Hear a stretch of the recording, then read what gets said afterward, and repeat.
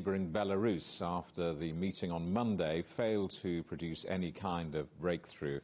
Let's talk now to our correspondent Ryan Thompson on the Polish border. Ryan, what are you seeing? What are you hearing? What's happening there?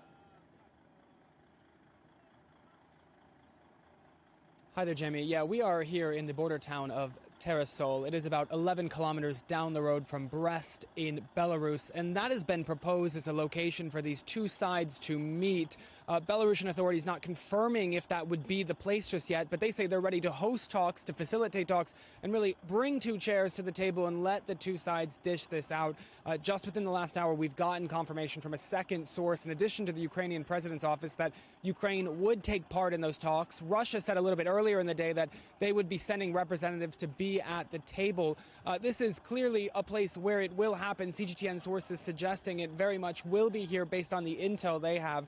But it's quite an interesting place because many people saying that Belarus isn't the appropriate venue for these talks to be held because of close ties by Alexander Lukashenko to the Kremlin and to Vladimir Putin. A little bit to my right here, there's a large group of Belarusian protesters who've actually come across the border to voice their discontent about how Belarus is handling this crisis to the southern border. Take a listen to what some of the protesters had to say. First of all, I have a lot of friends in Ukraine, so I can't watch what is happening and not do anything. Secondly, Belarus is also participating in this war, so I want to show that Belarus is standing with Ukraine.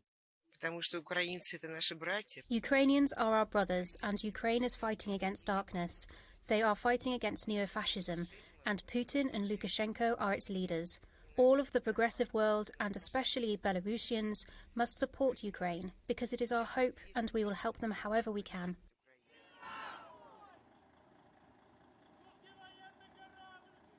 Now, of course, there was talks originally held on Monday for a number of hours, but the outcome was only so-so. They agreed that they would try to meet again to negotiate one more time, but it's likely that they're going to continue to find these sticking points and hard to come to an agreement between the two sides seeing eye to eye here, Jamie. Ryan, thank you for that. Ryan Thompson, our